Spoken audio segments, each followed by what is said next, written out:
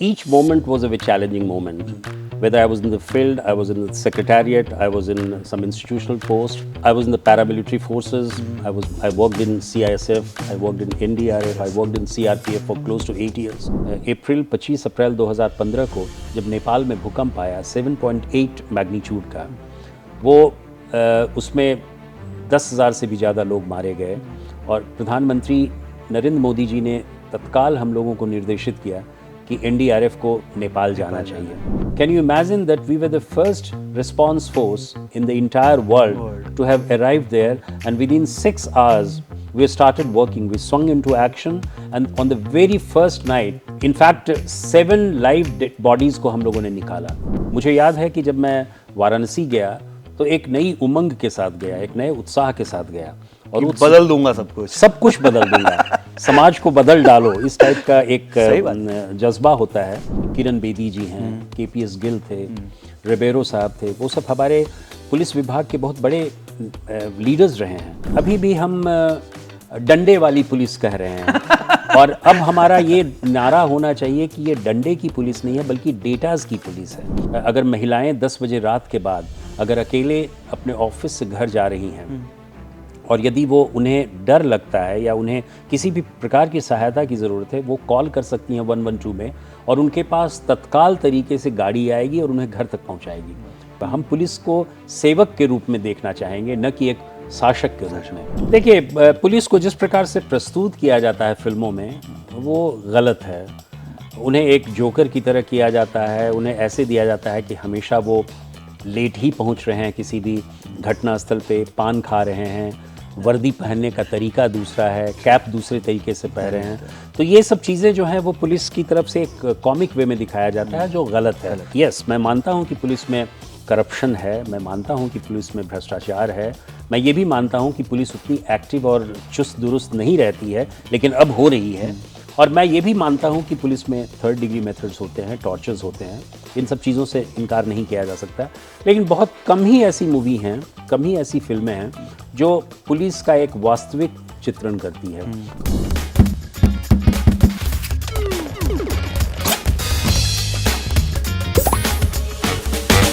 Well, hello ladies and gentlemen.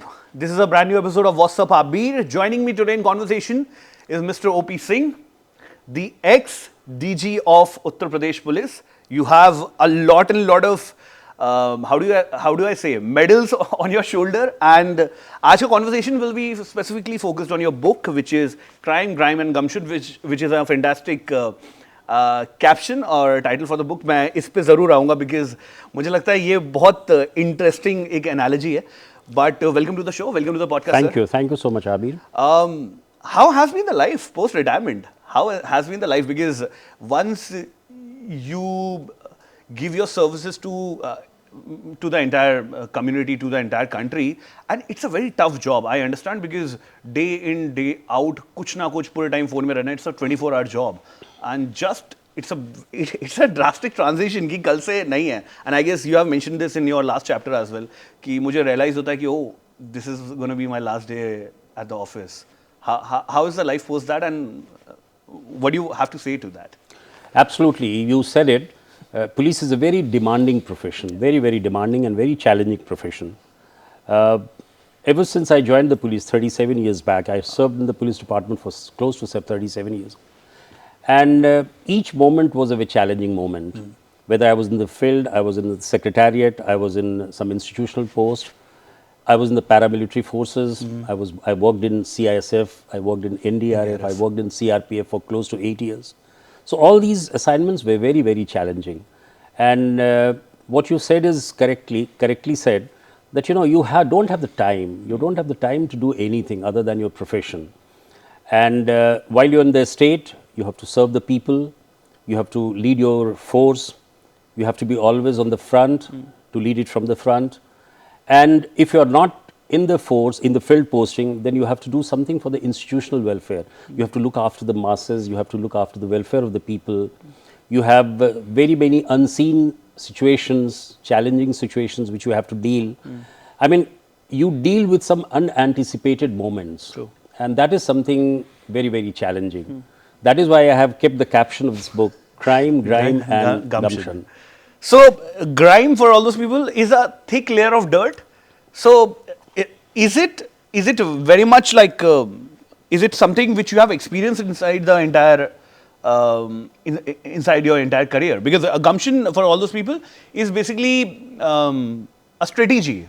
A strategy. Absolutely, is that right? absolutely. Gumption is a strategic crime, of course, you know, and grime is a thick layer of dirt or something which makes you not see the correct picture. Right. How do you decode these things? Because Let me explain it. Yeah. You know, I purposefully kept it as this caption, though it's catchy, but at the same time, it conveys a lot of meaning. Yeah. Crime, you all know that it refers to the criminal world. World. You know, you have crime, you have crime of different kinds, be it the digital crime or economic offenses, you have new generation crimes, and police has to deal with all this, whether you're in the paramilitary forces or even in state police. In paramilitary forces, when I was in CISF, I used to look after aviation security. That was something very challenging. You have to look after All the airports. all the airports, and so many other things, industrial security. Grime refers to that portion of crime which is unglamorous, which is something which is gritty, which is raw, which is unpleasant at times. And these are the places and these are the moments when police have to deal with all such things. So I've kept the caption grime. And when you talk of gumption, that refers to or symbolizes the kind of resilience, the kind of bravery that you have, the kind of support that you get. And you have to navigate the forces, you have to navigate the entire career. You have to be very, very resilient, you have to be very, very bold, you have to be very, very tough at times. So that is how I kept the entire caption as crime, grime and gumption, so that you deal with the unglorious or unpleasant situations. You have symbolizing the various parts of it, and then suddenly you feel that as a police officer, since you are leading from the front, you have to be very bold enough, you have to be resilient, you have to be very trustworthy, you have to be strong enough to navigate your path and lead the force as you wish to. True. So that is how I try to explain my caption. हम आपकी life पे आएंगे, but before that, let's take a छोटा सा brief about your personal life. Where were you born? How did the schooling and college and ये सब कैसे start हुआ? Which is the city closest to your heart? Right. I come from Bihar. Okay. From a place called Gaya. Gaya is famous because both Gaya is there where Lord Buddha got enlightenment. And then it's a very sleepy town. About 8 or 9 kilometers from Gaya, there is a place called Chakan. And my village name is Mirabigha.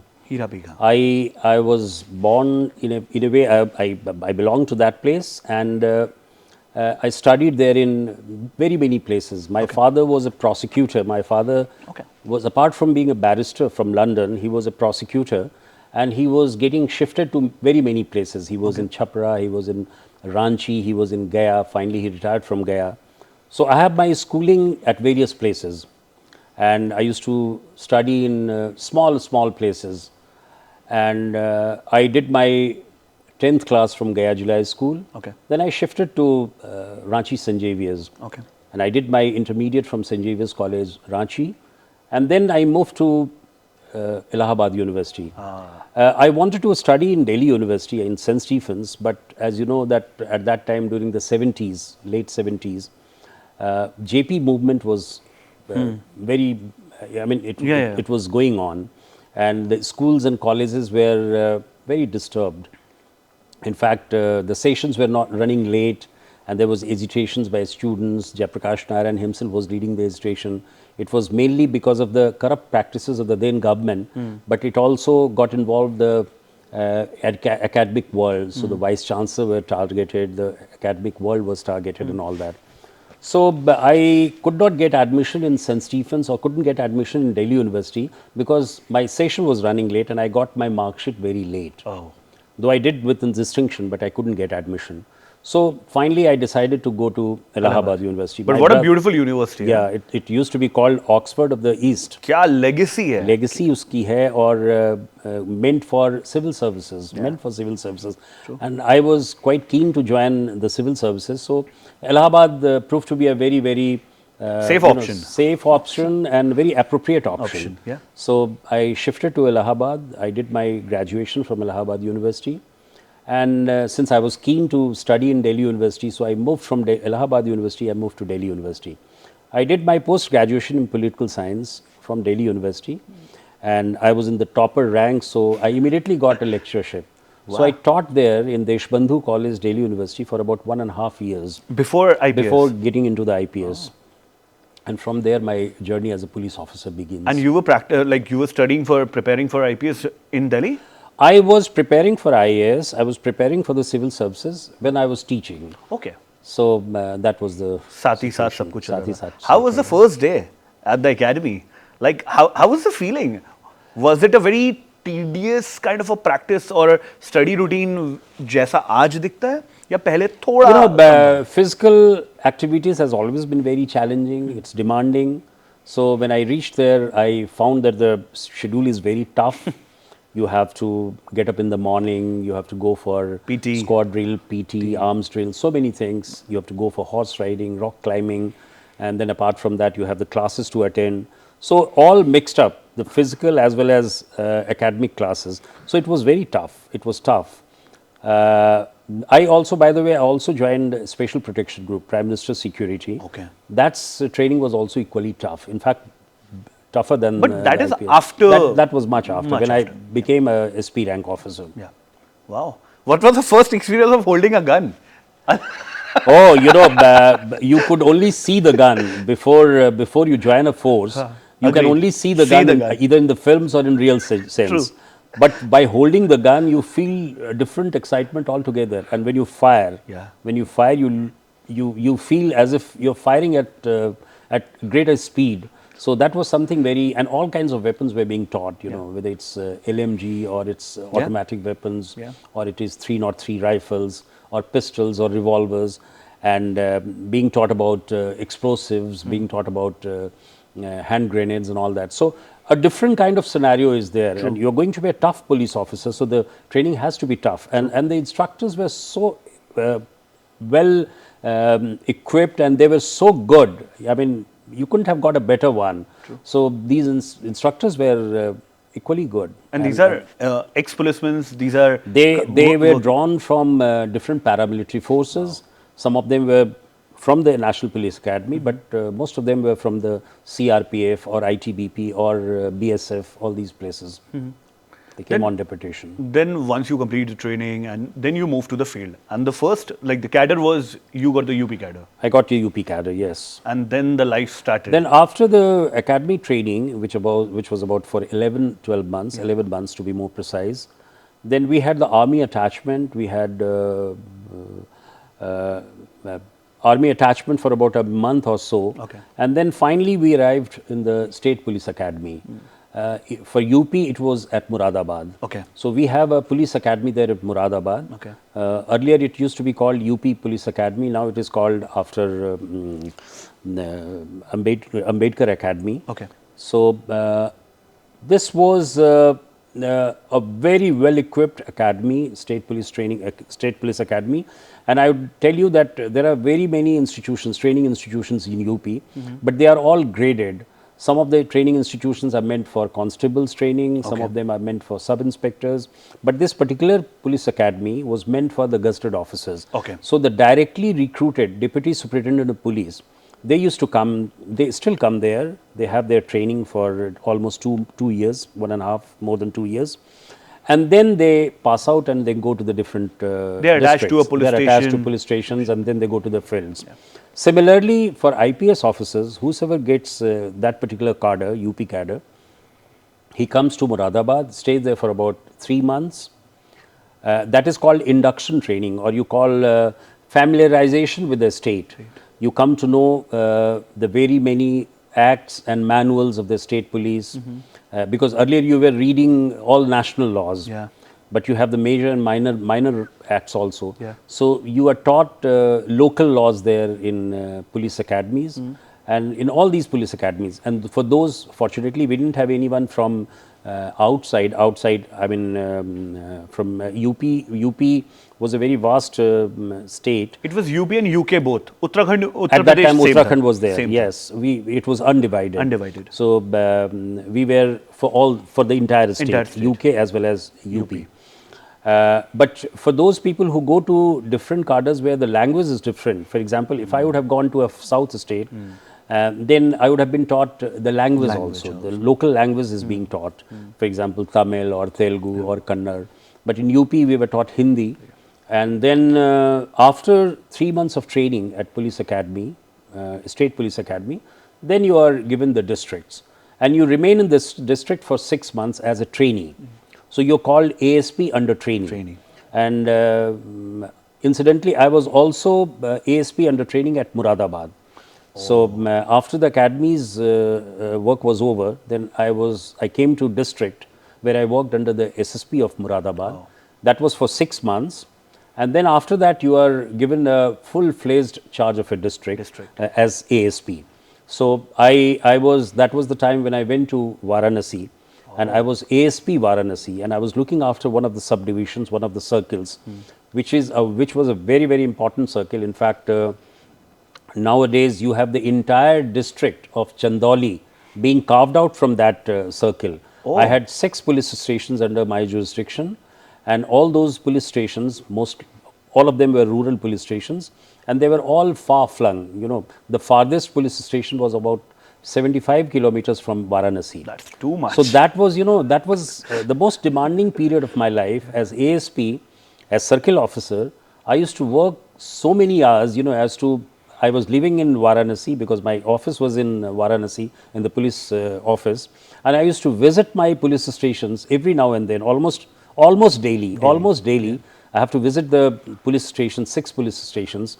That was Mughal Sarai, Ali Nagar, Chandauli, Dheena, Dhanapur, Sayyad Raja. All 6 police stations were far आपको flung सब areas. कुछ याद है. Yeah, मुझे याद है ये सब क्योंकि मैं as ASP, and at that time traffic was very, very crowded.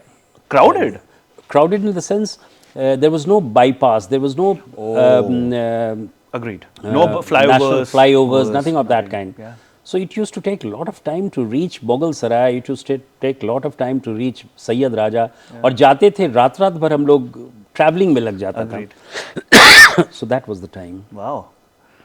How did it feel? Like just to be a UPSC aspirant and then actually joining as a ASP for a particular circle.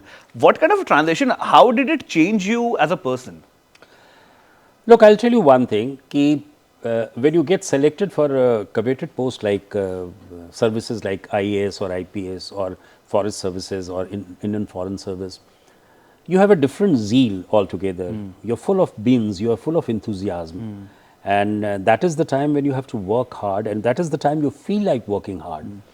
So, कोई भी IAS और IPS officers होते हैं, वो initial years में इतने उत्साहित होते हैं और जाते हैं वहाँ पे, अपने स्टेट में जाते हैं, अपने जुरिस्डिक्शन में जाते हैं, अपने ज़िला में जाते हैं, तो वो सभी चीज़ों को एक नए ढंग से देखने का भी प्रयास करते हैं और काम करने का भी प्रयास करते हैं. मुझे याद है कि जब मैं वाराणसी गया तो एक नई उमंग के साथ गया, एक नए उत्साह के साथ गया और बदल दूंगा सब कुछ बदल दूंगा, समाज को बदल डालो, इस टाइप का एक जज्बा होता है. और वो सही भी है, वो जज्बा रहता है, अंत तक रहता है, लेकिन धीरे धीरे कम होता जाता है क्योंकि आप यंग रहते हैं, नवयुवक रहते हैं, फ्रेश रहते हैं अपने एकेडमिक लाइफ से, तो आपको बहुत सी चीज़ों को एक नया अनुभव होता है, आप प्रयोग भी करना चाहते हैं, इनोवेट भी करना चाहते हैं. तो मैं समझता हूँ उस हिसाब से बहुत ही चैलेंजिंग होता है. Sir, a lot of people have raised this complaint in the past as well, और मतलब it's a good topic to discuss, and since you are here, कि किसी भी इंडियन एडमिनिस्ट्रेटिव सर्विस हो या पुलिस सर्विस हो, कोई भी जो ब्यूरोक्रेटिक सर्विसेज हैं, वहाँ पे एक चेंज लाना बहुत डिफिकल्ट है because the processes are so intact कि किसी एक इंसान के सोचने से चेंज नहीं आता. Is it actually true? It's largely true because एक इनर्शिया जो होता है हर एक ऑर्गेनाइजेशंस में चेंज करना बहुत ही मुश्किल है, क्योंकि जो लोग उस ऑर्गेनाइजेशंस में सदियों से काम कर रहे हैं, वर्षों से काम कर रहे हैं और एक पर्टिकुलर ढर्रे पे काम कर रहे हैं, उनके लिए इनोवेट करना और उसको चेंज करना एक बहुत ही बड़ी चीज़ है. और चेंज इसलिए भी नहीं लोग करना चाहते हैं क्योंकि वो नयापन नहीं लाना चाहते, क्योंकि उसमें उन्हें बहुत ज़्यादा काम करना पड़ेगा। और यही एक ट्रू लीडरशिप का क्वालिटी होना चाहिए। एक ट्रू लीडर जो है वो इसी बात के लिए ट्रू लीडर माना जाता है कि वो कितनी जल्दी और कितने परिश्रम के साथ इनोवेटिव स्ट्रैटेजी को लगाता है। चाहे वो पुलिस हो या कोई अन्य डिपार्टमेंट हो, हमने देखा है कि बहुत सारे लेजेंड्स ऐसे हैं, किरण बेदी जी हैं, केपीएस गिल थे, रिबेरो साहब थे, वो सब हमारे पुलिस विभाग के बहुत बड़े लीडर्स रहे हैं। और उन्होंने अपने अपने क्षेत्रों में अपने अपने समय में ऐसे ऐसे काम किए हैं जिससे कि लगा कि नहीं, we have to do it things differently. और यही डिफरेंट तरीके से काम करने का जो जज्बा होता है, यो काम करने का जो तरीका होता है, वही एक लीडर को दूसरे चीज़ों से अलग करता है। इसलिए मैं समझता हूँ कि एक बहुत बड़ी चीज़ है किसी भी लीडर के लिए, एक बहुत ही क्लियर विजन होना चाहिए कि हमें करना क्या है, एक बहुत ही क्लियर डायरेक्शन होना चाहिए कि हमें किस दिशा में जाना है। और तीसरी जो बहुत महत्वपूर्ण चीज़ है वो कि हमें एक क्लियर कमिटमेंट होना चाहिए। ये अगर विजन, डायरेक्शन और कमिटमेंट, ये तीनों हमारे पास हो तो मैं समझता हूँ कि कोई भी उसको लीडर बनाने से नहीं रोक सकता।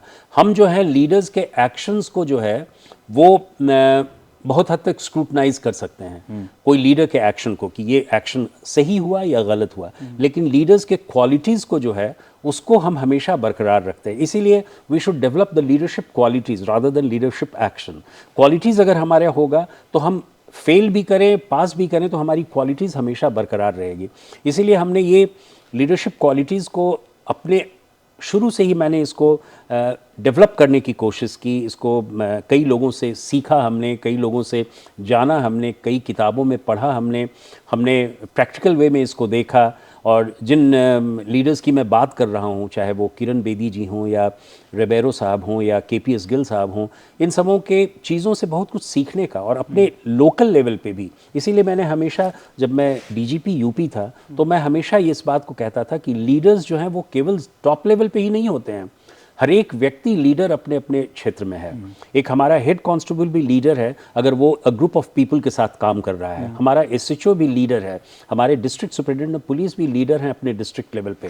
तो लीडर्स जो है वो हमेशा लीड करता है, और कितनी जल्दी वो लोगों को ग्रूम करके लीडर्स बनाता है, यही उसकी खासियत होनी चाहिए। लीडर्स अपने सेल्फ ग्रोथ के बारे में हमेशा नहीं सोचता है, वो दूसरों को कैसे ग्रो करे, दूसरों को कैसे बताए, ये बहुत ज़रूरी है कि उन सब चीज़ों को करे। इस चीज़ में मैं एक चीज़ और कहना चाहूँगा कि हमेशा जो है लीडरशिप की क्वालिटीज़ जो है वो ऑर्गेनाइजेशनल प्रीमियम है। ऑर्गेनाइजेशंस में हमेशा लीडरशिप जो है वो एक प्रीमियम की तरह देखा जाता है, और आप कभी भी इसको छोड़ नहीं सकते हैं। अगर आप लीडर हैं, सचमुच में एक अच्छे लीडर हैं, तो आपकी महत्ता, आपका महत्व हमेशा बना रहेगा, चाहे ऑर्गेनाइजेशंस कितना भी किसी भी तरीके से जाए। Leaders can always propel the organisations to go ahead. So मैं समझता हूँ कि इस तरह की भावना हर एक आईपीएस ऑफिसर्स में, या फॉर दैट मैटर एक एवरी पुलिस ऑफिसर में होनी चाहिए। अगर आप मेरी किताब पढ़ें तो उसमें हमने हर एक जगह पे इस बात को दिखाने की कोशिश की है कि कैसे छोटे छोटे अवसरों पर भी हम लीडरशिप क्वालिटी दिखा सकते हैं, और दिखाने से हमें क्या क्या फ़ायदे हो सकते हैं। ट्रू सर, एक डिवाइड है एक आम जनता में और पुलिस में, उसमें मतलब बहुत सारे पर्सपेक्टिव हैं। सिनेमा ने एक अलग इमेज बना दी है, इंसान का इंटरेक्शन पुलिस के साथ बहुत अलग है।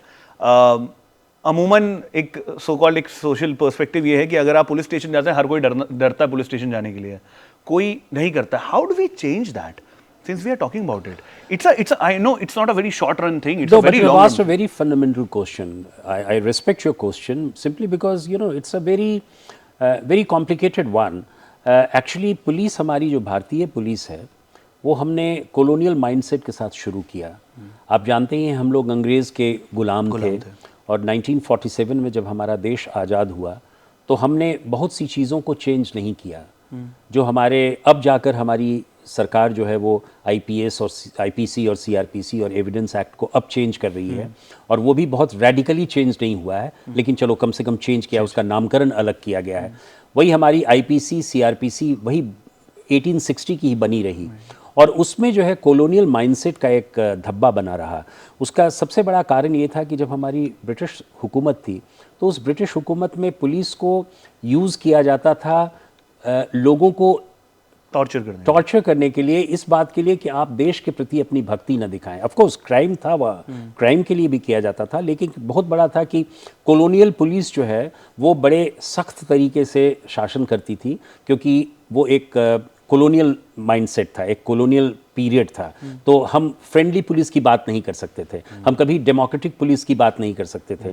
तो 1947 तक हमारी स्थिति यही रही। 1947 के बाद हमने कई बार चाहा कि हमारे भारतीय पुलिस में पुलिस रिफॉर्म्स हो, उसमें चेंजेस आएँ, लॉज बदले जाएं, एक्ट्स बदले जाएं, मैनुअल्स बदले जाएं, डेमोक्रेटिक वे ऑफ फंक्शनिंग हो, हमारा पुलिस जो है वो जनता की पुलिस हो, फ्रेंडली पुलिस हो। इन सब चीज़ों को हम लोगों ने बहुत करने की कोशिश की। आपने देखा होगा कि प्रकाश सिंह साहब जो हमारे डीजीपी थे, उन्होंने सुप्रीम कोर्ट में एक पिटीशन डाला था, और उसमें 2006 में इस तरह का जजमेंट भी आया कि पुलिस रिफॉर्म होनी चाहिए, और उन्होंने 6 पॉइंट्स पे उन्होंने कहा। लेकिन अनफॉर्चुनेटली ये बहुत हद तक नहीं हो पाया, और यही कारण है कि हमारा कॉलोनियल माइंडसेट बना रहा। तो ये ट्रस्ट डेफिसिट जो है बिटवीन पुलिस एंड पब्लिक, ये बना रहा, और हम लोगों ने उसको कई समय समय पर उसको तोड़ने का, जोड़ने का प्रयास किया। लेकिन अभी भी हम डंडे वाली पुलिस कह रहे हैं और अब हमारा ये नारा होना चाहिए कि ये डंडे की पुलिस नहीं है, बल्कि डेटाज की पुलिस है। अगर हम डेटा के माध्यम से, अगर हम फॉरेंसिक्स के माध्यम से इन्वेस्टिगेशंस करें, लॉ एंड ऑर्डर को मेंटेन करने की कोशिश करें, इन्वेस्टिगेशंस क्राइम की देखें, तो हमें बहुत हद तक साइंटिफिक वे में इसको डील करने का होगा। और हम उससे जो है ट्रांसपेरेंसी भी ला सकते हैं, अकाउंटेबिलिटी भी ला सकते हैं, क्योंकि हमारा ट्रस्ट डेफिसिट तभी ख़त्म हो सकता है जब हम पब्लिक के बहुत नज़दीक जाएं, फ्रेंडली तरीके से व्यवहार करें। और इसके लिए ज़रूरी है कि हम एक हाई स्टैंडर्ड ऑफ प्रोफेशनलिज्म, व्यावसायिक दक्षता जो है हमारी, वो व्यावसायिक दक्षता हमारी बहुत अच्छी हो। और उस प्रोफेशनलिज्म में ये है कि हम कैसे रूल करें, हम कैसे सेवक बनकर करें, और हम कैसे आम जनता को एक सेंस ऑफ सिक्योरिटी प्रदान कर सकें, हम कैसे रूल ऑफ लॉ को इस्टेब्लिश कर सकें, हम कैसे क्रिमिनल्स के प्रति हमारा रवैया होगा, और किस प्रकार हम उनके विरुद्ध कानूनी दावपेच से उनको हम बांध कर रखें। ये ज़रूरी है इन सब चीज़ों को देखना, और हमारे पास साइंटिफिक तरीके हों, हम टेक्नोलॉजी को किस प्रकार यूज़ करें जिससे हम डिलीवरी सिस्टम को हम मजबूत कर सकें। आज हमारा डिलीवरी सिस्टम जो है मजबूत इसलिए नहीं हो पा रहा है क्योंकि उसमें ट्रांसपेरेंसी नहीं है, उसमें अकाउंटेबिलिटी नहीं है, और यही कारण है कि हम ज़्यादा से ज़्यादा हम टेक्नोलॉजी का प्रयोग कर रहे हैं। आज जितने भी हमारे फॉरेंसिक साइंस में जो हमारे जितने भी यूज़ हो रहे हैं पुलिस में, उन सबों से हम क्या अचीव कर रहे हैं? उन सबों से हम, एक तो बहुत बड़ी चीज़ है कि हम डिलीवरी सिस्टम को मजबूत कर रहे हैं, इन्वेस्टिगेशंस को हम साइंटिफिक तरीके से देख रहे हैं। हमारा इमरजेंसी मैनेजमेंट सिस्टम, आपने सुना होगा यूपी 112, उत्तर प्रदेश पुलिस की जो 112 है, जो पहले 100 हुआ करती थी, उसका आप देखिए कि किस तरीके से वो लोगों को सहायता पहुंचा रही है। आपको थाने जाने की ज़रूरत नहीं है, आपने अगर कॉल किया 112 में तो within no time the police reaches your place. In fact हमारे समय में जब मैंने डीजीपी का चार्ज लिया था, उस समय response time was 23 minutes, we brought it down to 10 minutes, 10 minutes 53 seconds. And the fact was कि बहुत सारे उसको फाइन ट्यूनिंग करना पड़ा, बहुत सारे इक्विपमेंट्स उसको इक्विप करना पड़ा, व्हीकल्स देने पड़े, फोर व्हील्स व्हीकल्स देने पड़े, 2 व्हीलर्स देने पड़े। ट्रेनिंग बहुत इंपॉर्टेंट था। हमने किस प्रकार बिहेवियर को कैसे चेंज किया जाए। हमने एक आदेश निकाला था कि अगर महिलाएं 10 बजे रात के बाद अगर अकेले अपने ऑफिस से घर जा रही हैं और यदि वो उन्हें डर लगता है या उन्हें किसी भी प्रकार की सहायता की ज़रूरत है, वो कॉल कर सकती हैं 112 में, और उनके पास तत्काल तरीके से गाड़ी आएगी और उन्हें घर तक पहुंचाएगी। आई डिड इट इन 2019 में मैंने ये आदेश निकाला जो अभी तक चल रहा है, और उसमें लड़कियों का कॉम्पोनेंट, महिला पुलिस का कॉम्पोनेंट रहेगा, क्योंकि एक महिला मांग रही है तो उसमें महिला कॉम्पोनेंट, कम से कम 2 महिलाएं वहाँ ज़रूर रहें। और उन महिलाओं को हमने ट्रेन कराया, उनको प्रशिक्षित किया इस बात के लिए कि उनका व्यवहार रात के समय में कैसा रहेगा, एक नागरिक के साथ कैसा रहेगा। तो ट्रेनिंग एक बहुत बड़ी चीज़ है। आप प्रोफेशनलिज्म तभी एक्वायर कर सकते हैं जब आप एक बहुत ही रोबस्ट तरीके से अपने को ट्रेन करें। ये फिजिकल ट्रेनिंग ही केवल नहीं है, व्यवहार की ट्रेनिंग बहुत ज़रूरी है कि वो करना। तो ये सब चीज़ें जो है उत्तर प्रदेश पुलिस में मैंने प्रयोग के रूप में किया और बहुत ही सक्सेसफुल रहा। और यही कारण है कि उत्तर प्रदेश पुलिस में हम रूल ऑफ लॉ को इस्टेब्लिश कर सके, हम सुरक्षा की भावना पैदा कर सके। I was reading a couple of report some time back, और एक चीज़ जो पढ़ने के बाद मुझे बहुत मतलब पढ़ने के बाद मुझे लेजिट बुरी लगी, सिंस वी आर टॉकिंग, तो मैंने सोचा शेयर करूं कि पुलिस के पास बजट बहुत कम रहता है।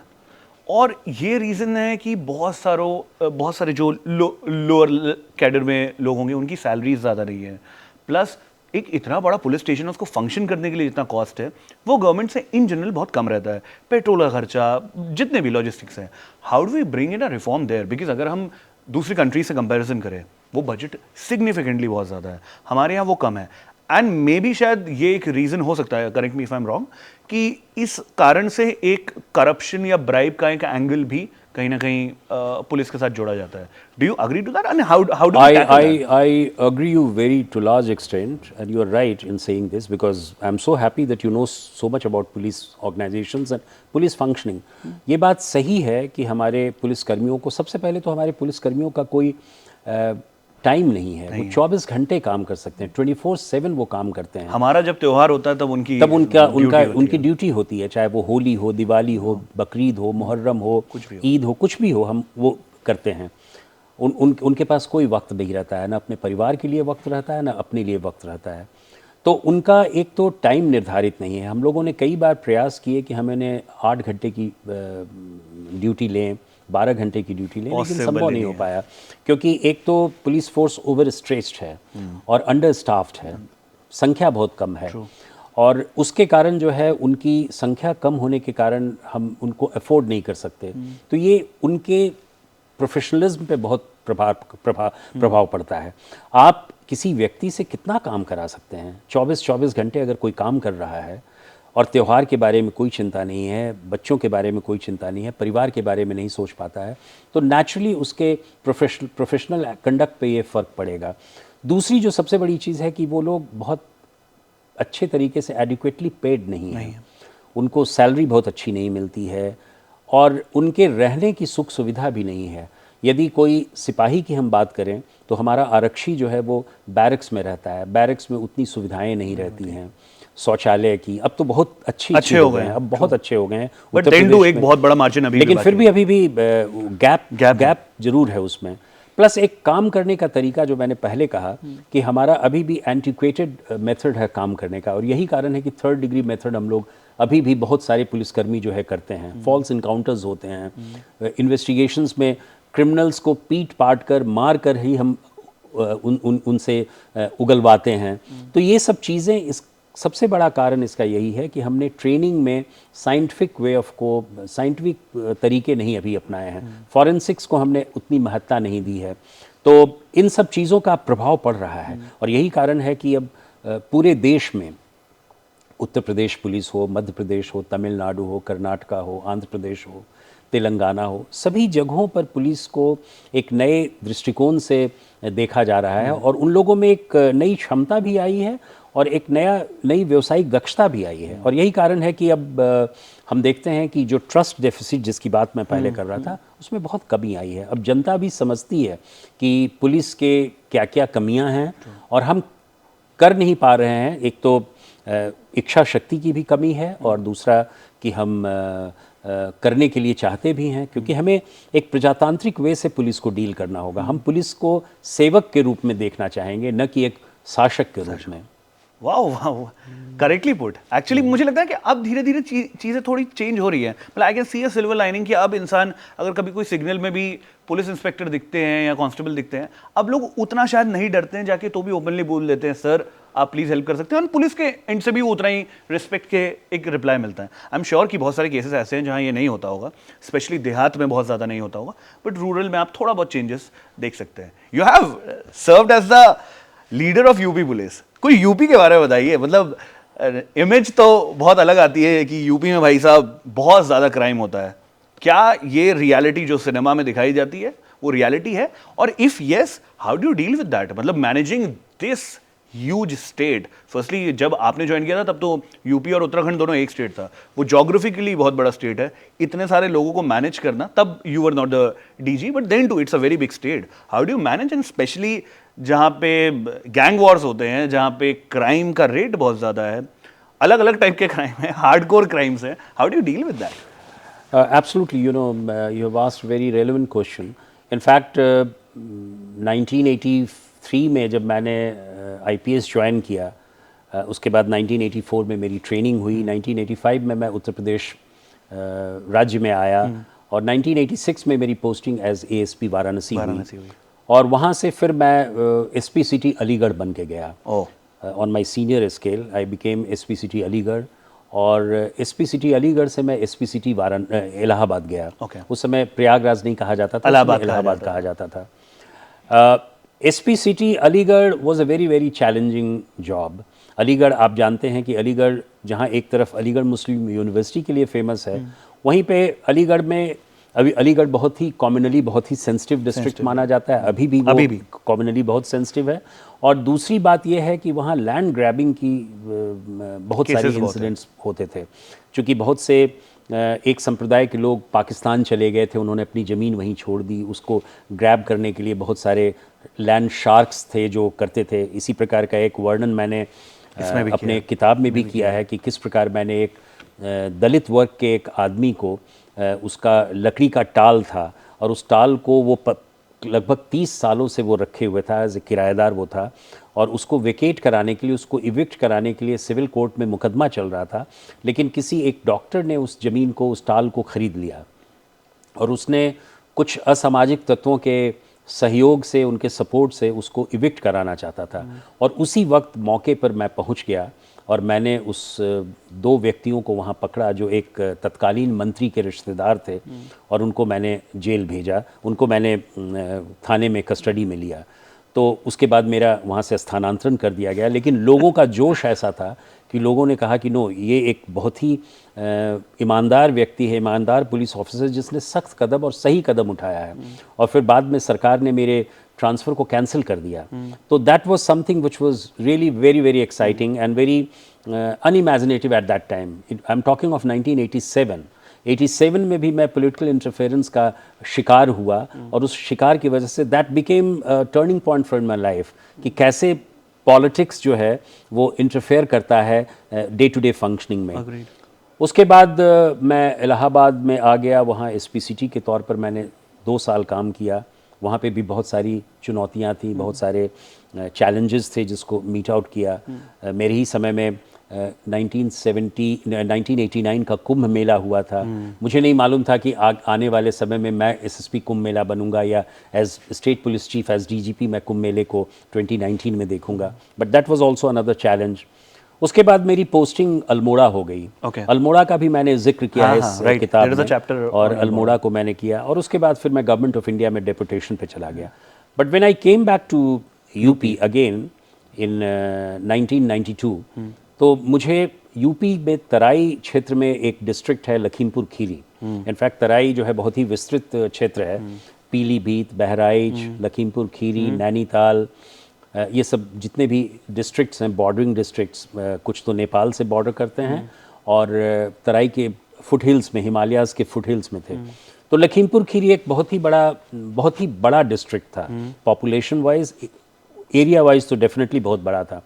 और उस समय 90s में, अर्ली 90s में, और बल्कि लेट 80s से ही शुरू हो गया था, पंजाब में जो सिख मिलिटेंसी थी, जो सिख आतंकवाद था पंजाब में, उसका स्पिल ओवर जो है वो तराई में आया। सो बहुत सारे आतंकवादी जो पंजाब में कार्यरत थे या जिस तरह से काम कर रहे थे, वो सब वहाँ पे शरण लेने के लिए आते थे, छुपने आते थे।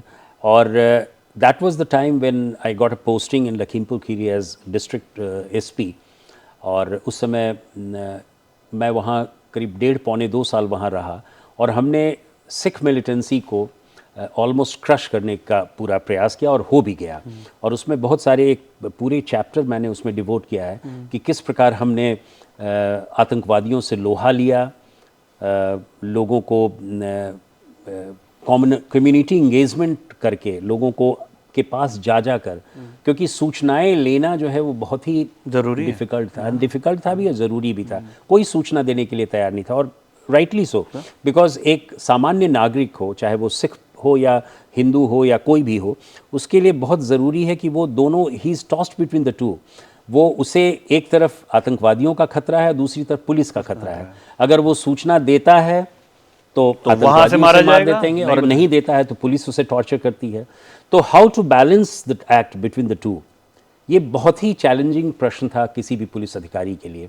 और मैंने जब वहाँ ज्वाइन किया तो उसके पहले कई ऐसे इंसिडेंट्स हुए थे जिसमें कई आतंकवादियों ने घटनाएं की, और उन घटनाओं में सिविलियंस मारे गए, कई घटनाएं हुई, लेकिन उसके कारण जो है पुलिस का एक मनोबल भी बहुत नीचे था, और लोगों में खौफ था, लोगों में भय था।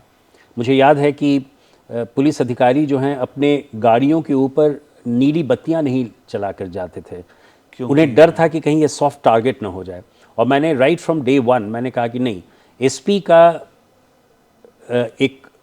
का एक प्रभुत्व होना चाहिए, एक उसका डर होना चाहिए, और लोगों को एसपी की गाड़ी जब गुजरे तो उसके ऊपर जब नीली बत्ती जल रही हो रात में, तो ये एहसास हो कि हमारा एसपी मोबाइल है, पेट्रोलिंग कर रहा है, घूम रहा है, तो उससे एक सेंस ऑफ कॉन्फिडेंस आएगा।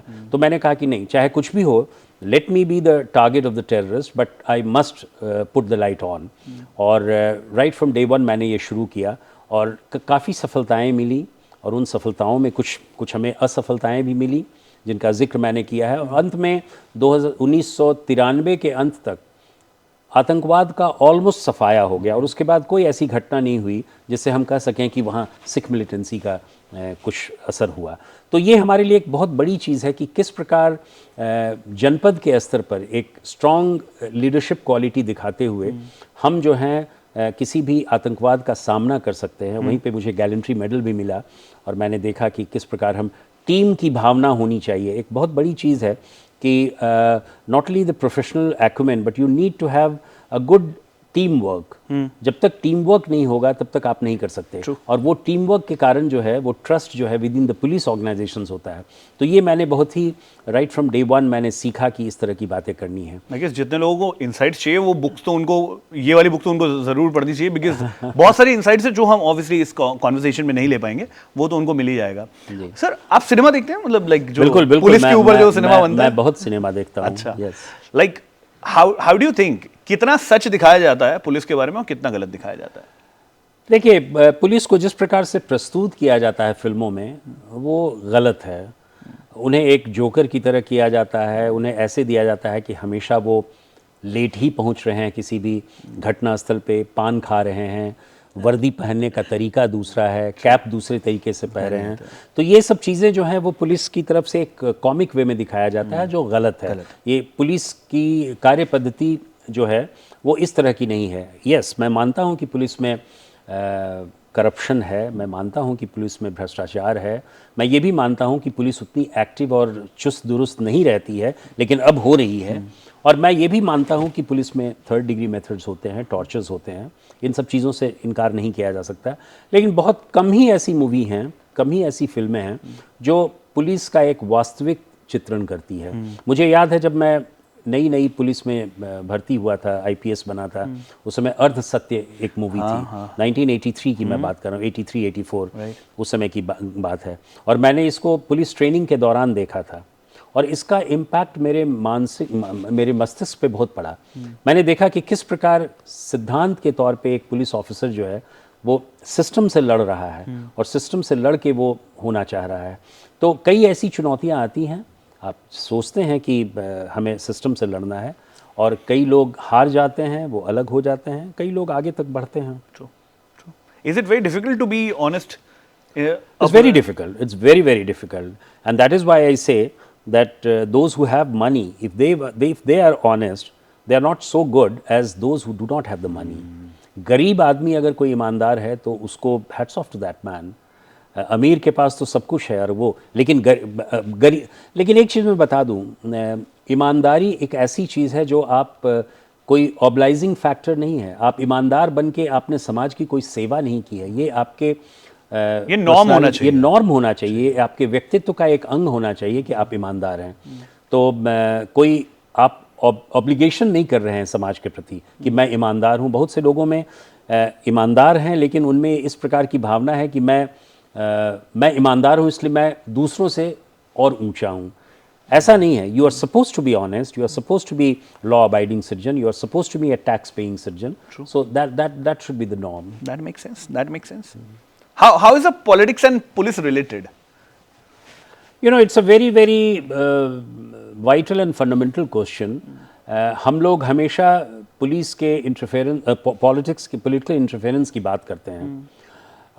ये बात सही है कि पॉलिटिक्स में इंटरफेरेंस किया जाता है पुलिस के प्रति, लेकिन बहुत सी ऐसी भी चीज़ें हैं जो पुलिस, अगर कोई एमएलए या एमपी अगर आपको पैरवी करता है, और अगर आप पैरवी को देखते हैं तो बहुत सी ऐसी चीज़ें हैं जो पैरवी इसलिए की जाती हैं क्योंकि हमारा डिलीवरी मैकेनिज्म, हमारा ग्रीवेंस एड्रेसल सिस्टम जो है बहुत अच्छा नहीं है।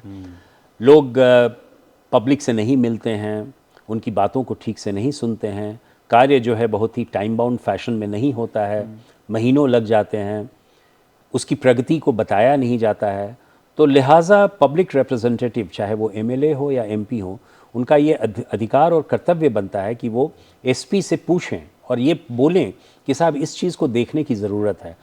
हम उसे पॉलिटिकल इंटरफेरेंस नहीं मानते हैं। पॉलिटिकल इंटरफेरेंस तब होता है जब वो गलत काम को सही करने की कोशिश करते हैं या सही काम को कहते हैं कि इसको इस तरीके से कीजिए। इंटरफेरेंस वो हुआ। अगर कोई नॉर्मल शब्दों में या कोई नॉर्मल वे में कहता है कि कृपया इस चीज़ को देखें, तो मैं समझता हूँ कि it's a positive way of conveying the message and you must look into it. और हम लोग इस चीज़ को डिमार्केट करना चाहिए, हमें इस चीज़ को देखना चाहिए कि हम किस प्रकार पॉलिटिकल इंटरफेरेंस को डेलिनेट करें, किस प्रकार हम इसको परिभाषित करें। हर एक पॉलिटिशियंस के शब्दों को हम पॉलिटिकल इंटरफेरेंस न मानें, हम उनकी चीज़ों को समझें और you must be firm and polite to tell him that this is wrong and it cannot be done. But क्या वो स्पेस रहता है? स्पेस होता है, हर किसी के साथ नहीं होता, बट आई एम श्योर होता होगा। बिल्कुल होता है, हर एक के साथ होता है वो स्पेस। और वो स्पेस कितना आप अलाउ करते हैं, आपकी बाउंड्री कहाँ तक की होती है, इस बात को पॉलिटिशियंस भी अच्छी तरह समझते हैं और पॉलिटिशियंस को बताने की भी ज़रूरत है। और एक बार उनको बता दिया जाता है तो मैं नहीं समझता कि वो अनडेमोक्रेटिक वे में और पॉलिटिकली पॉलिटिक्स जो है वो आफ्टर ऑल उनकी भी जिम्मेदारी है जनता के प्रति। हम इस चीज़ को नहीं भूलें कि वो एक जनतांत्रिक प्रक्रिया से चुन कर आते हैं, उनको लोगों ने इलेक्ट किया है, तो उनकी रिस्पॉन्सिबिलिटी, उनका कमिटमेंट है लोगों के प्रति। यदि लोग उनके पास जाते हैं तो उनका दायित्व बनता है कि वो इन सब चीज़ों को एडमिनिस्ट्रेशन को बताएं, चाहे वो डिस्ट्रिक्ट मैजिस्ट्रेट हो या पुलिस कमिश्नर हो या एसपी हो, डीआईजी हो, सबको बताएं। इस तरह की बातें मुख्यमंत्री भी किया करते हैं। मुख्यमंत्री भी बहुत उनके यहाँ रेगुलर इस तरह के लोग आते हैं और उनको दरखास्तें देते हैं और उनको डील किया जाता है, उनको बताया जाता है। तो मैं समझता हूँ कि इसको पॉलिटिकल इंटरफेरेंस न माना जाए। पॉलिटिकल इंटरफेरेंस तभी होता है जब आपसे कोई गलत काम करने के लिए कहा जाए और आप नहीं कर पाते हैं, तो नेचुरली वो नहीं करना चाहिए। You have also served as the DG for NDRF and CISF. बहुत ही अलग डोमेन है as compared to heading the police department for a state. How was that experience? मतलब बहुत कम लोग, शायद मैं लाइफ में बहुत कम DG NDRF या CISF से मिल पाऊंगा कि how is that experience? Because वो तो और चैलेंजिंग है और प्लस नेशनली आपको पूरा सब कुछ मैनेज करना है। नहीं, बिल्कुल सही कहा आपने। एनडीआरएफ का जो अनुभव था वो इंटायरली डिफरेंट था। You have written a chapter on tsunami. I have written a chapter on NDRF and I have dealt with Nepal earthquake. और उस पे मैंने एक और भी किताब लिखी है जो हिंदी में है, नेपाल के भूकंप के बारे में। और सबसे बड़ी चीज़ है कि एनडीआरएफ जो नेशनल डिज़ास्टर रिस्पांस फोर्स है, वो हमारा 2005 के एक्ट के कारण बना। उसके पहले हमारे भारतवर्ष में डिज़ास्टर मैनेजमेंट के लिए कोई स्ट्रक्चर्ड इंस्टीट्यूशंस नहीं थे। हम लोगों ने सुपर साइक्लोन उड़ीसा को देखा 1999 में, जिसमें 10,000 से ज़्यादा लोग मारे गए। हमने गुजरात का अर्थक्वेक भी देखा जिसमें कई लोग मारे गए, और हमने सुनामी भी देखा, इंडियन ओशन का सुनामी भी देखा। लेकिन हम लोगों ने बहुत ही अनस्ट्रक्चर्ड वे में, बहुत ही एंटीक्वेटेड वे में उनको डील किया। हमारे पास उस समय एक्यूरेट अर्ली वार्निंग सिस्टम्स भी नहीं थे, हमारे पास इस तरह का कोई फोर्स भी नहीं था जो उसको डील कर सके। हमने वॉलंटियरिज्म के ऊपर वो किया और यही कारण है कि बहुत सारे लोग मारे गए। और इन सब चीज़ों के कारण भारत सरकार ने सोचा कि हमें डिज़ास्टर मैनेजमेंट के लिए बहुत कुछ करना है। हमें रिलीफ सेंट्रिक ऑर्गेनाइजेशन से हटकर हमें रिस्पॉन्स सेंट्रिक बनाना होगा। पहले क्या था कि बाढ़ या भूकंप आता था तो सरकार का एक दायित्व होता था कि वो रिलीफ बांटती थी और रिलीफ बांटकर लोगों को जो विक्टिम्स होते थे उनको देती थी, और उसके अलावा कोई कॉम्प्रिहेंसिव वे में प्लानिंग उनका नहीं होती थी। रिहैबिलिटेशन नहीं होता था। कोई रिहैबिलिटेशन नहीं था, कोई मिटिगेशन नहीं था, कोई प्रिपेयर्डनेस नहीं था, कुछ नहीं था। लेकिन 2004-05 के बाद जब डिज़ास्टर मैनेजमेंट एक्ट 2005 का बना और हमारी हाई पावर्ड कमेटी एक आई, तो उसमें ये विचार किया गया कि पूरे विश्व में डिज़ास्टर मैनेजमेंट के ऊपर बहुत शोध हो रहा है, बहुत काम हो रहा है, और ये देखा गया है कि डिज़ास्टर को अगर हम अच्छे तरीके से मैनेज करें तो हमारा डेवलपमेंटल वर्क जो है वो काफ़ी उसमें कमी आएगी, उसके पैसे खर्च में काफ़ी कमी आएगी। और इसको मेन स्ट्रीम किए जाने की आवश्यकता है कि किस प्रकार हम डिज़ास्टर रिस्पांस को या डिज़ास्टर मैनेजमेंट को हम मेन स्ट्रीमिंग करें, अपने डे टू डे एक्टिविटीज़ में लाएं। हमारे भवन ऐसे बने जिसमें डिज़ास्टर रेसिस्टेंस का हो, एजुकेशन में हो, एक्टिविटीज़ में हो, सेंसिटाइजेशंस में हो, सभी चीज़ों में हो। तो एनडीआरएफ का एस्टैब्लिशमेंट उसी समय हुआ 2006 में। लेकिन अनफॉर्चुनेटली 2006 से लेकर 2014 तक एनडीआरएफ को बहुत ज़्यादा प्रोग्रेस नहीं कर पाया। कई ऐसे आए नेचुरल डिज़ास्टर्स, लेकिन उसमें जो उसका इफ़ेक्ट होना चाहिए वो इफ़ेक्ट नहीं हो पाया। और यही कारण है कि 2014 में जब श्रीनगर में फ्लड आया, अर्बन फ्लड आया, तो मैंने 2014 के सितंबर में एनडीआरएफ का चार्ज लिया, और मैं चार्ज लेने के मात्र 4 या 5 दिनों के बाद ही मैं श्रीनगर गया और मैं वहाँ 2 सप्ताह तक रहा और मैंने फ्लड को एक बहुत ही करीब से देखा। और हमारी फोर्स ने, एनडीआरएफ की फोर्स ने लगभग 50,000 से भी ज़्यादा लोगों को इवैक्यूएट किया। उनको कई टन्स जो हैं वो फूड सामग्री जो है हमने उनको रिलीफ में बांटा। हमने इवैक्यूएशंस में, हमने मेडिकल रिलीफ में बहुत सारा काम किया। और पहली बार श्रीनगर में जम्मू एंड कश्मीर के लोगों ने देखा कि एनडीआरएफ नाम की एक फोर्स भी है। उन्होंने हमसे पूछा कि एनडीआरएफ क्या है। पहली बार उनको एहसास हुआ कि एनडीआरएफ हमारी इंडिया की फोर्स है। तो एनडीआरएफ ने वहाँ से काम करना शुरू किया बहुत सक्रिय तरीके से, और उसमें हम लोगों ने लोगों को सेंसिटाइज किया। और अनफॉर्चुनेटली मेरे लिए बहुत सारे उस समय भूकंप और नेचुरल डिज़ास्टर्स आए। साइक्लोन हुडहुड हमने देखा, हमने श्रीनगर के बाद नेपाल अर्थक्वेक देखा, और श्रीनगर चेन्नई का हमने अर्बन फ्लड देखा। इन सबों में जो है एनडीआरएफ की बहुत सक्रियता रही। मुझे याद है कि 25 अप्रैल 2015 को जब नेपाल में भूकंप आया 7.8 मैग्नीट्यूड का, वो उसमें 10,000 से भी ज़्यादा लोग मारे गए, और प्रधानमंत्री नरेंद्र मोदी जी ने तत्काल हम लोगों को निर्देशित किया कि एनडीआरएफ को नेपाल जाना चाहिए। And we were the first to reach there. Can you imagine that we were the first response force in the entire world to have arrived there, and within 6 hours we started working. We swung into action, and on the very first night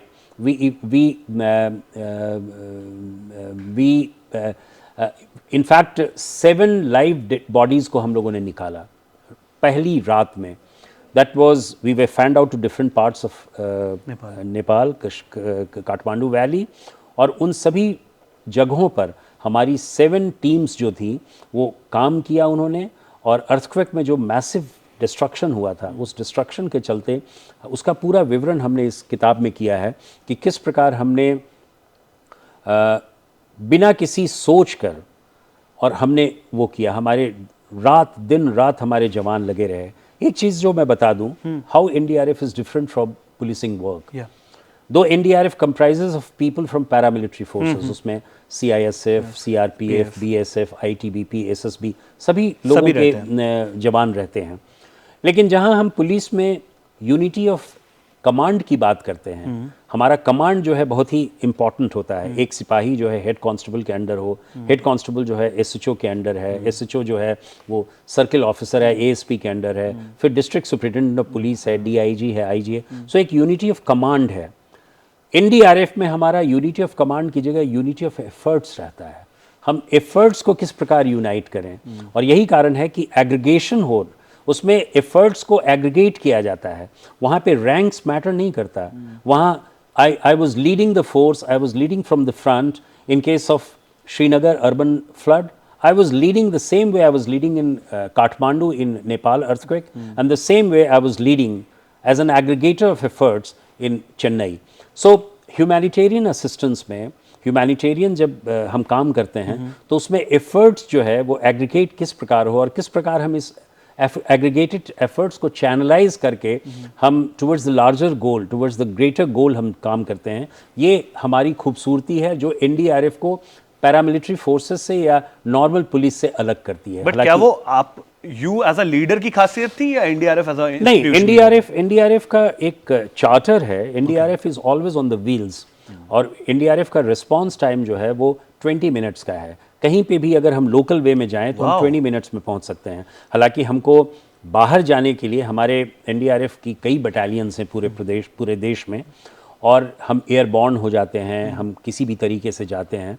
लेकिन NDRF की खासियत यही है कि हम proactively deploy होते हैं और हम प्री पोजिशन्ड होते हैं। प्री पोजिशन्ड इसलिए होते हैं कि हमें हमारे रीजनल रिस्पांस सेंटर्स होते हैं कई जगहों पे, होम गार्ड्स होते हैं। होम गार्ड्स तो अलग है, लेकिन उसमें हमारे कई वो अंग हैं।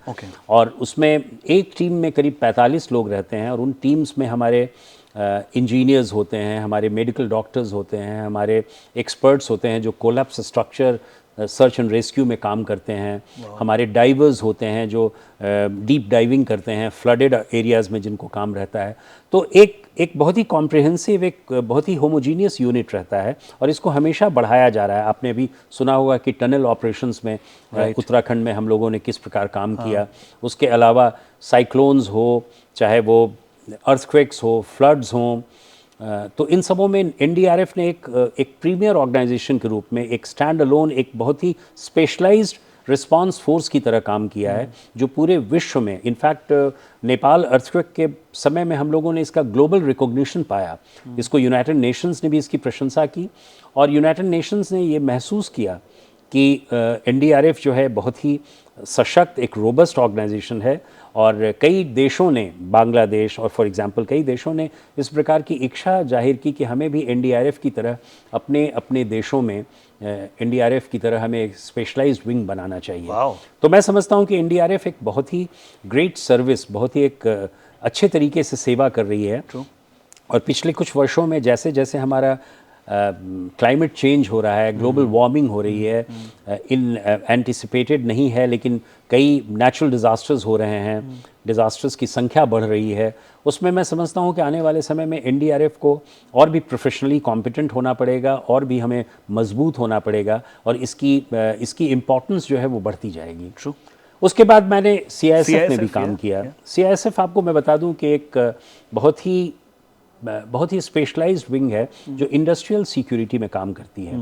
और इसका जो यूएसपी है कि जितने भी हमारे इंडस्ट्रीज़ हैं, और आप समझते हैं कि इंडस्ट्रियल ग्रोथ जो है वो कितना ज़रूरी है किसी भी देश के विकास के लिए। In fact when we are serving through CISF, we are trying to deal with macro development of the whole country.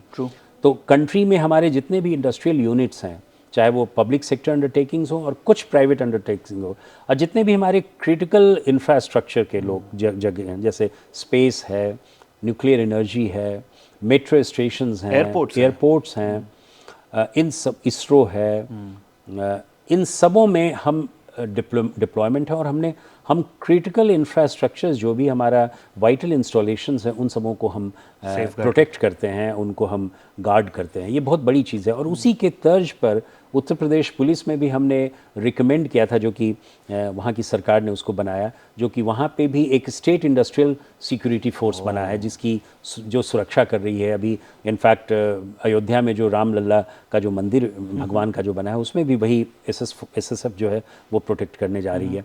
तो इन सब चीज़ों के कारण सीआईएसएफ जो है, और उसकी सबसे बड़ा यूएसपी जो है वो एयरपोर्ट सिक्योरिटी का, जो एविएशन सिक्योरिटी की बात है। और एविएशन सिक्योरिटी जो है वो बहुत ही चैलेंजिंग टास्क है। आप जान रहे हैं कि पूरे विश्व में एक एविएशन सेक्टर का ग्रोथ हुआ है, और उस ग्रोथ के कारण security has become very important. आपने 9/11 की बात सुनी कि जिसमें उसी पूरे वर्ल्ड को बदल दिया उसने। तो उसमें भी कई सिक्योरिटी पैरामीटर्स चेंज हुए। और जब मैं वहाँ डीजी सीआईएसएफ था 2017 में, 16 में मैंने ज्वाइन किया, 2017 में मैं था, 2018 के जनवरी तक था। तो 2017 में हमने कई ऐसे इम्पॉर्टेंट इनोवेटिव स्ट्रैटेजीज़ वहाँ लगाए। जैसे पहले हैंड बैगेजेस को टैग किया जाता था, राइट, वो बंद हो गया। स्टैंपिंग जो है हमने ख़त्म किया उसको। हैदराबाद एयरपोर्ट पे हमने एक्सप्रेस सिक्योरिटी चेक किया कि जो केवल हैंड बैगेज लेके जा रहे हैं उनको एक डेडिकेटेड कॉरिडोर से ले जाया जाए, उनको नॉर्मल तरीके से नहीं जिसमें बहुत टाइम लगे। ये हमने महसूस किया, प्रयोग किया वहाँ पे कि लगभग 40% ऐसे पैसेंजर्स, एयर पैसेंजर्स थे जो हैंड बैगेज केवल लेकर ट्रैवल करते थे। तो उनको सभी के साथ मिक्स करने से उनके समय की बर्बादी होती थी।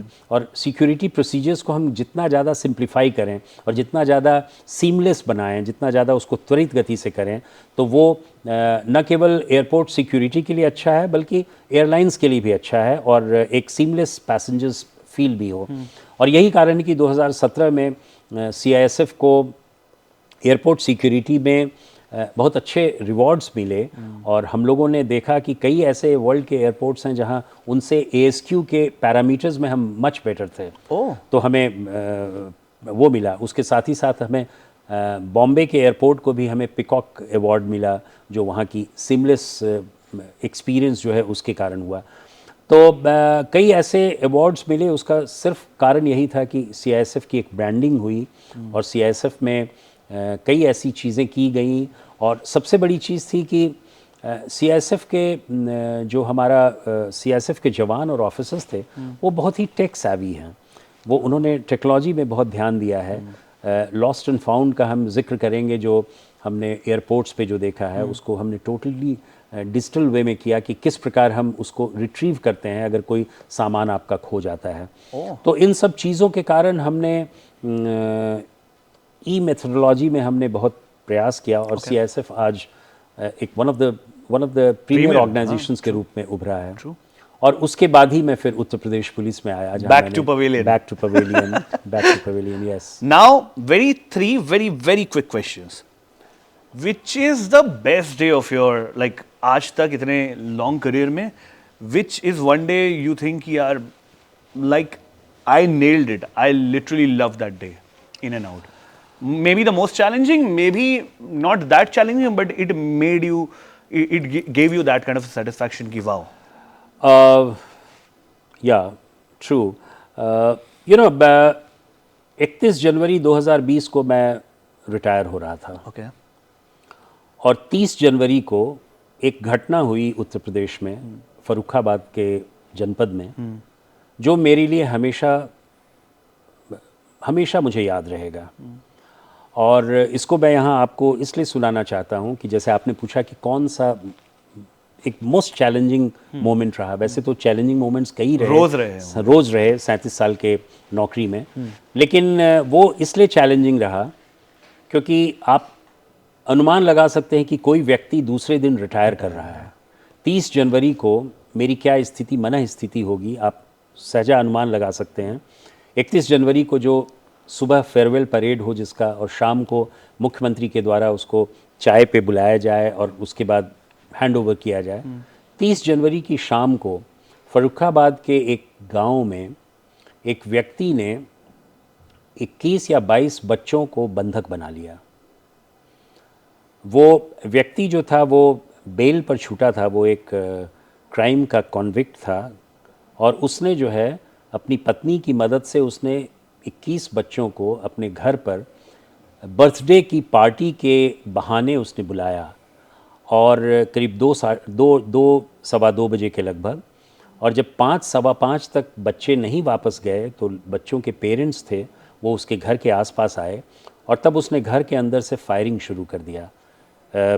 फॉर्चुनेटली कोई आहत नहीं हुआ, किसी की डेथ नहीं हुई, कैजुअल्टीज़ नहीं हुई, लेकिन तभी लोगों ने अनुमान लगा लिया कि ये व्यक्ति जो है सिरफिरा है और इसने जो है बच्चों को बंधक बना लिया है।